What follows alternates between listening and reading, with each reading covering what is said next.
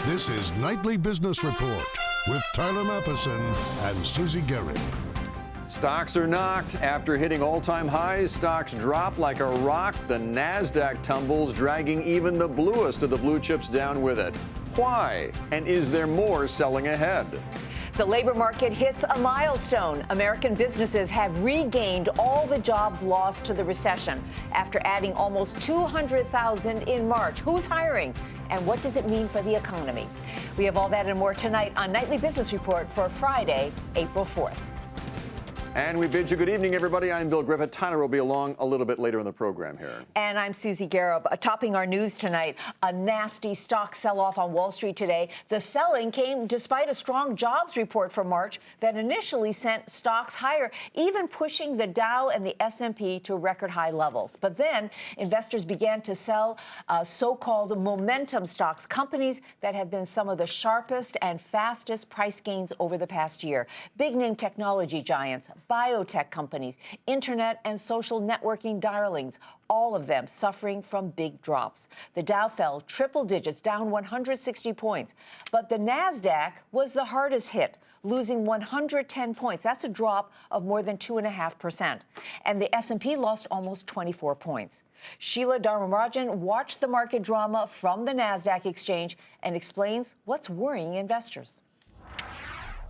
The sell-off was broad-based, with 97% of the Nasdaq 100 finishing the day in the red. Amongst the big losers, biotech stocks. The big run-up we have seen in those names losing favor this year. The Nasdaq Biotech Index was down more than 4% on the day.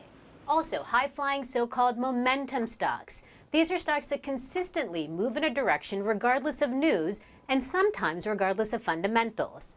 Well, today those stocks did see momentum switch direction, and names like Netflix, Tesla, Green Mountain Coffee, Micron Technology, all posting losses of 5% or more. And finally, it was a rough day for the large cap tech stocks as well. Stocks like Google, Amazon, and Apple, which are heavily weighted on the index, also ended in declines. As for why we saw such a big sell-off in the Nasdaq today, traders we spoke to said, look, after the 37% gain we saw in the Nasdaq last year, it's natural to see some pullbacks or perhaps some investors taking profits or rotating into different parts of the market, a breather as they call it. However, on a more cautious note, some traders do point out that the weakness we have been seeing isn't just contained now to certain sectors or groups of stocks. The sell-off is becoming more and more broad-based, indicating that overall sentiment could be shifting and perhaps more selling on the way. For Nightly Business Report, I'm Sheila Dharmarajan at the Nasdaq market site. Well, despite today's sell-off, more evidence that the economy is gathering steam. Pretty solid jobs report for March, with 192,000 jobs added to the economy and sharply higher revisions in job gains for the previous 2 months of this year. And even though 500,000 more Americans began looking for work last month, many of them found jobs, keeping the unemployment rate unchanged at 6.7%. Hampton Pearson has more on the March payroll report and a look at some workers who are benefiting from the growing economy. The March jobs report shows the economy withstood harsh winter weather, adding more jobs than previously thought in January and February. Up 37,000 for the 2 months, with the revised February headline number topping 197,000, which also topped today's report. 500,000 Americans got back in the labor force last month, and most of them found work. So that's a sign that people think they can find work. And we know, because the unemployment rate stayed steady, that they actually were able to find work. So we're getting into those people now. We're beginning to pull those people back into the labor force. The job gains were broad-based. Professional and business services adding 57,000 workers to payrolls, food services and drinking places up 30,000, both construction and healthcare adding 19,000 workers. When we look at the composition of job growth in this report, it was extraordinarily broad-based. Almost every sector added jobs.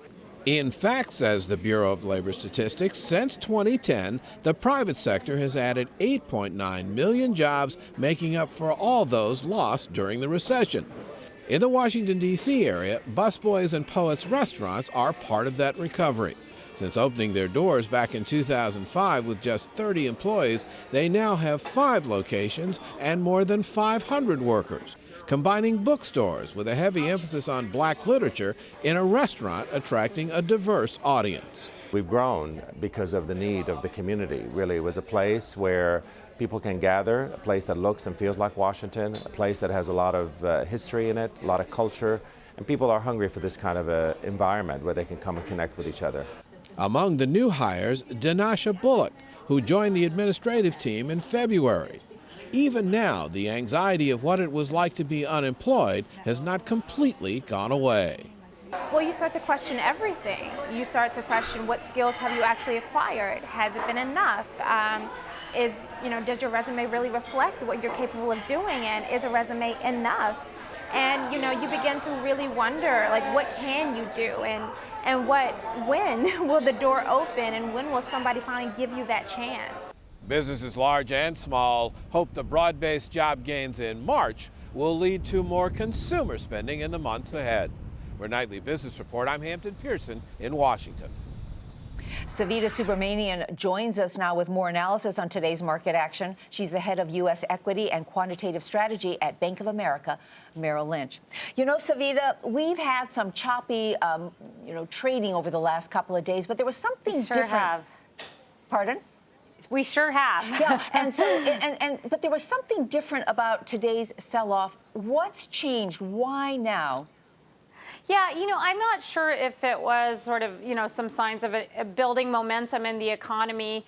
And I am terrible at kind of diagnosing one day's performance. But I do think that what we've seen over the last, let's call it, couple of quarters has been a rotation out of stocks that have been helped by falling interest rates, like your higher yielding areas of the market or your super high growth areas of the market, into maybe some of the more beaten down, cheaper cyclical names that could actually start to show some signs of strength in an economic recovery. So in a way, what I think is happening is a lot of these stocks that are very expensive, like today's move, you saw a lot of really expensive high growth names get hurt the most. And in a way, that makes sense to me, because if we are in this economic recovery and growth is going to accelerate, why pay these really high multiples for scarce growth if all of a sudden you can get a growth pretty much everywhere in these cheaper, unloved cyclical companies that haven't really done much of anything for the last few years now. Yeah. So I think that might be a little bit of what's going on. Granted, the moves have been very violent. Some of the data we look at suggests it's less about selling single stocks and more about ETF selling. Right. So, I don't know if it's really fundamentally driven. It might just be liquidating large positions in ETFs. So what's the individual investor supposed to do through all of this, Savita? I mean, if the momentum stocks are losing that momentum, the high flyers, the internets, the technology, the biotechs, and they're going to take the market with it, do you start to scoop up those undervalued stocks, or do you wait for this sell-off to end? You know what? I think that it's tough to call the end of a sell-off. I mean, I think that at this point, there are some high flyers that actually look reasonably valued. And, it becomes a much more of a stock picker's market, to your point. But I do think that, behind the scenes, we're undergoing a big rotation within the equity market. So, the way to make money for the last few years was by buying either high yield, no growth, or by buying high growth, no yielding stocks. It was kind of like going out to the extremes was the way you did really well. Right. Because we were in an environment where yield and growth were both very scarce. But now, you're starting to see some interest rate upside pressure. You're starting to see some momentum in the economy. Hopefully this lasts. And in that backdrop, I think we could see this rotation that we've been seeing a little bit of a glimpse of continue. We have like half a minute left. Real quickly, next week really begins earnings season. Do you think that what we hear from CEOs, especially about the outlook for the rest of the year, could change the tone of trading for the better or for the worse? Yeah, I think that the forward-looking guidance is going to be important, and I also think that what companies are going to be doing with cash is going to be a big driver. So I see the market as going through the economy as shifting from Fed easing to companies spending money on, CapEx or hiring. I think that could be the next leg of economic growth. And that's what we're looking to hear from companies over the next couple of quarters. Yeah, we're all going to be watching that, Savita. Thank you so much. Have a great weekend. Thank you. You Savita too. Subramanian from Bank of America Merrill Lynch. Now to General Motors. A federal judge in Texas has refrained from issuing an emergency order that would have parked more than 2.5 million GM cars that had been already recalled for defective engine switches. According to Reuters, the judge needs more time to study the briefs and will make a decision in the coming days. Everybody's been waiting for that decision to come out. Meantime, so-called high-frequency trading is still in the spotlight. The Justice Department now announcing an investigation into possible insider trading charges by HFT traders. U.S. Attorney General Eric Holder says the agency needs to ensure the integrity of the financial markets. This practice, which consists of financial brokers and trading firms using advanced computer algorithms and ultra-high-speed data networks to execute trades, has rightly received scrutiny from regulators. I can confirm that we at the United States Department of Justice are investigating this practice to determine whether it violates insider trading laws. And this comes just days after the FBI announced its own investigation into possible illegal activity by high-frequency traders. Eamon Javers joins us now from Washington with more on this story. And Eamon, what do we know about the investigation so far?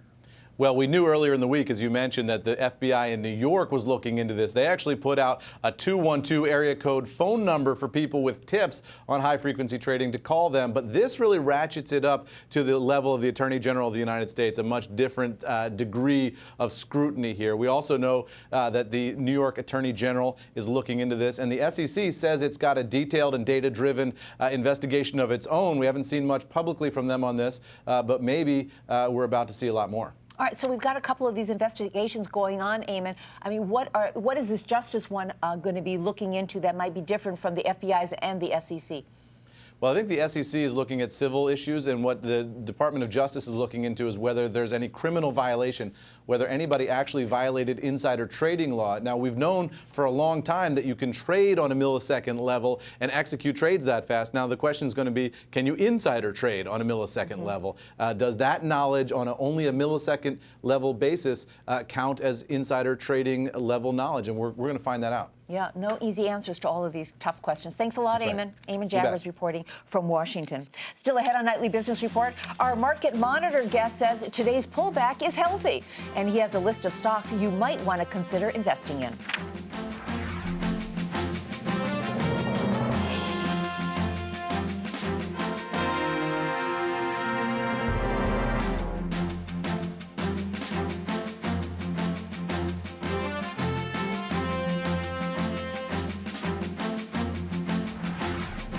Well, today's strong jobs report for March really belies an ongoing problem that many U.S. manufacturers face, and that is finding enough skilled workers. And as part of our ongoing series, Where the Jobs Are, Mary Thompson now reports from Houston, Texas, where National Oil Well Varco brought employee training in-house, building their own pipeline of talent. 24 feet above ground, service technicians in training are getting a lesson in safety. This height training required at National Oil Well Varco's Technical College in Houston, one of the 6 it operates around the world. And I think we could grow a little faster if we could source great employees. CEO Clay Williams says its technical colleges are helping to solve the problem.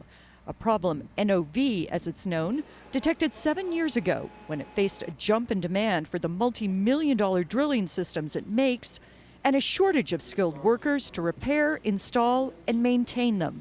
We try to take people with a different background, with different skills, and teach them the skills that they need to progress in this field. Paul Gunderson is a trainer at the college. Over 6 to 12 months, his students take classes in hydraulics, electronics, and mechanics. In a simulator, they learn the software systems controlling NOV's drilling systems. And the height training that you see behind me, well, that assures NOV that its employees are comfortable and competent working on rigs that sometimes are hundreds of feet above the land or water. Like half of NOV's trainees, 43-year-old Mark Evans is a military veteran. He entered the program in February. I like to be the guy on the spot. A trait NOV can't teach, but wants to see in employees who will be solving problems for clients, losing millions of dollars if they can't drill. Victor Soto, a project coordinator who went through the college, says the depth of training he received helps build a strong bond with clients. I want them to trust us, to come to us for anything in general. Anything NOV related, we're there to help. The training program's success, though, is not without some drawbacks. It can be hard to keep them. One of the things that we do is that we ask each of these new employees to enter into an agreement with us. The agreement is trainees stay on the job for 3 years or repay NOV the estimated $70,000 it took to train them. If they stay, they're paid to attend classes and get a raise once they're in the field. We typically start in the $50,000 to $60,000 per year range, and then after they leave the tech colleges and move out into the workforce at NOV, their total compensation can approach 6 figures. NOV spends $50 million each year on training, an investment returning a steady flow of skilled workers to fuel its growth. In Houston, Texas, I'm Mary Thompson for Nightly Business Report. And for more on how National Oilwell Varco is training and retaining skilled workers, you can head to our website for more information at nbr.com. 2 IPOs bucked today's sell-off and had super successful market debuts. That's where we begin tonight's market focus. First of all, Grubhub. This is the online food delivery company. Priced its shares above the expected range at $26 each. At its current price, the company is valued at nearly $3 billion. The CEO says Grubhub is trying to change the way people order takeout. There's $70 billion annually in takeout spend in the U.S., and of that, 3% is placed online in any way. And so really what we're doing is we're trying to accelerate that inevitable offline to online conversion of pickup and delivery ordering. That's what we're all about. Shares surged about 31% to $34. Now, IMS Health also popped in its trading debut. This healthcare company provides data and consulting services to drug makers and healthcare providers. It priced at $20 a piece. Shares here jumped 15% to $23.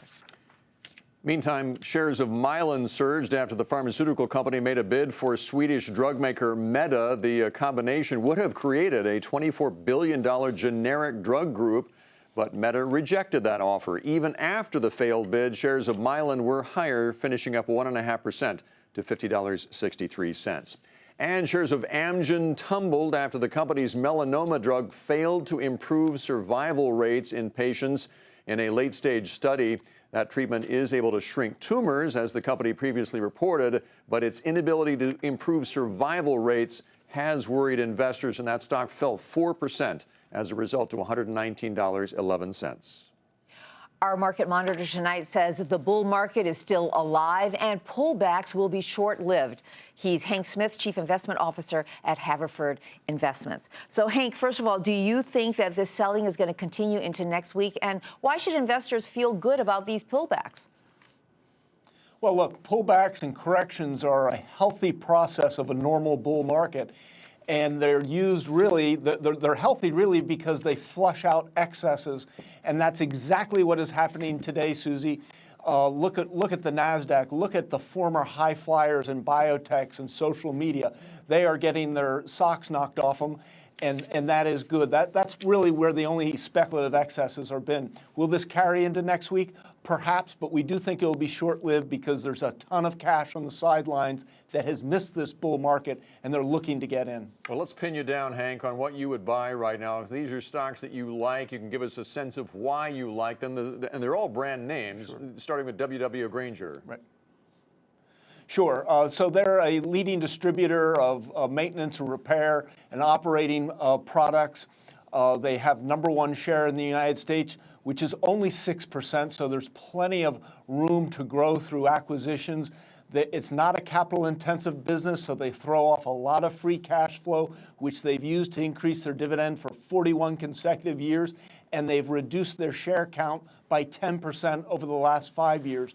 So we think this is a good entry point here for long-term investors for really a 3 to 5 year hold. Mm-hmm. Tell us about Anheuser-Busch, ticker symbol BUD. You're looking at the stock. It's trading today at the same price it was on January 2nd. So why do you like this? Well, look, just the opposite of Grainger. This is a much more defensive company. They are the leading global brewing company with multiple great brands distributed both in emerging and developed economies. This is a classic steady Eddie. So if you have any worry about the economy, both domestically or globally, you're not going to worry about the earnings here of this company. In fact, people probably drink more when there's economic difficulty.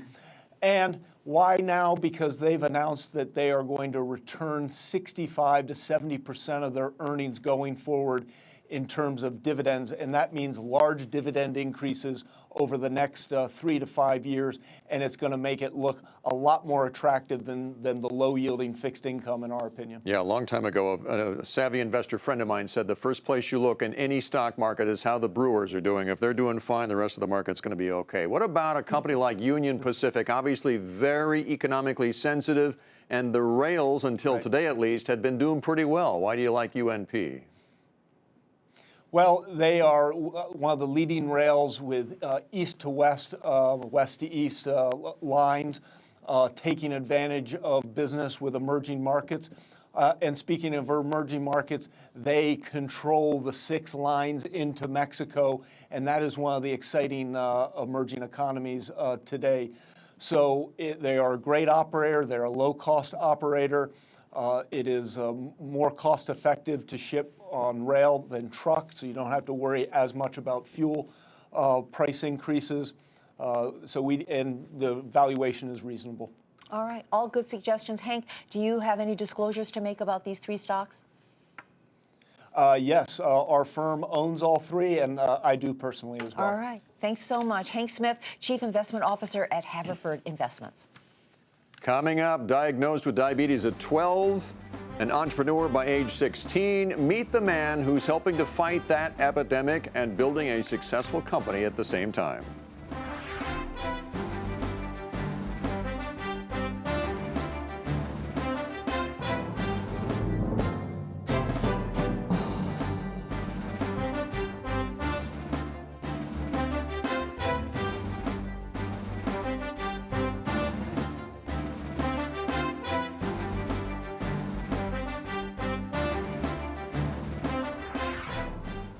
And finally, we conclude this Jobs Friday with our latest bright idea. It belongs to a 27-year-old who grew up in Connecticut. He's one of almost 26 million Americans diagnosed with diabetes, and there are millions more who may not know they have it. That's why he's hoping more and more people will be looking for snacks with a little less sugar. Tyler Matheson has the story. Oh, smell that? Smell peanuts and caramel. Oh. And chocolate, too. Probably not where you'd expect to find Ethan Lewis, who learned at age 12 he has type 1 diabetes. The prognosis was scary. You'll probably get 25 good years out of life before you succumb to the traditional diabetes complications. Suddenly, blindness, kidney failure, amputation, and heart disease were vividly real prospects. Careful management can help diabetes patients avoid or postpone those outcomes. But that message had a profound effect on young Ethan. I said to myself, well, gosh, if I'm going to fall apart by the time I'm age 40, I have to do more at a younger age. So he did. At 16, he made his own low-carb soup crackers and sold them to gourmet food shops and restaurants. But when he graduated in 2009 from the University of Tampa and began working, he realized it wasn't easy to pay $60 a month for the glucose gels he needed to fight blood sugar lows. Left untreated, a low blood sugar can lead to coma and death in a matter of hours. And I said, gosh, if I have a steady income and I can't afford my diabetes supplies, there must be other people out there going through the same thing. His bright idea, a cheaper, better tasting, easy to carry glucose gel called GlucoPouch.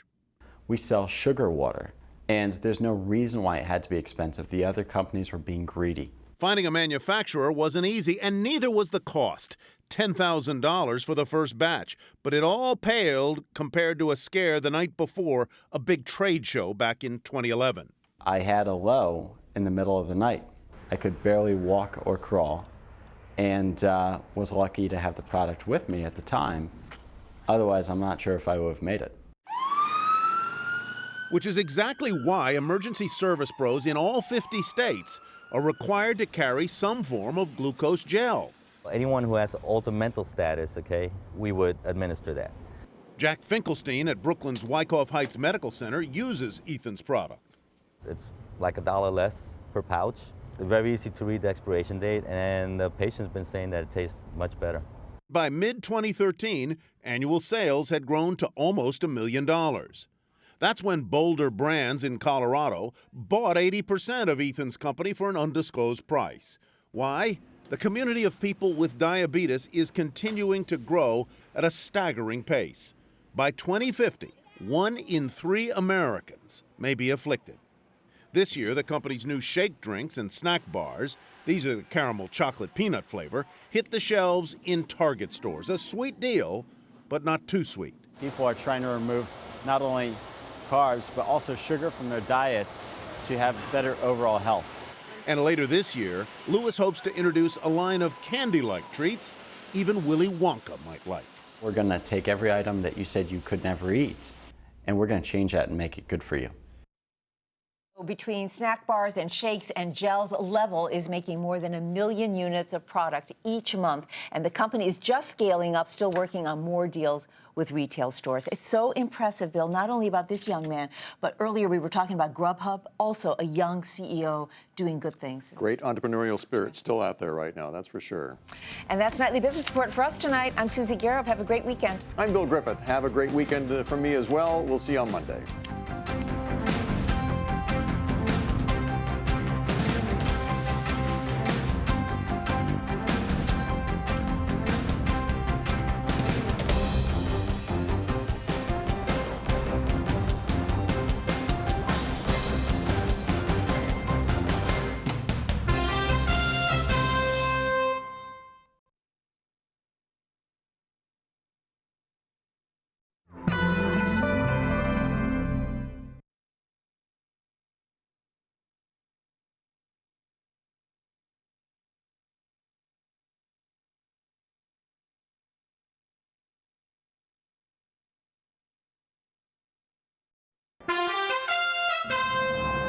I'm Susie Garrett with a Nightly Business Report news brief. So much for new market records. A nasty stock sell-off on Wall Street today. Investors dumped so-called momentum stocks like technology, biotech, and internet firms that have seen prices surge over the past year. The Dow fell 160 points, but the Nasdaq was the hardest hit, losing 110 points. That's a drop of 2.5%. And the S&P lost almost 24 points, despite hitting a new record in early trading. American businesses added almost 200,000 jobs in March, and gains in January and February were revised sharply higher. But the unemployment rate held steady at 6.7%. And investors gobbled up Grubhub. This is the online food delivery service. Shares shot up 31% in their trading debut on the New York Stock Exchange. Be sure to tune into Nightly Business Report right here on your public television station.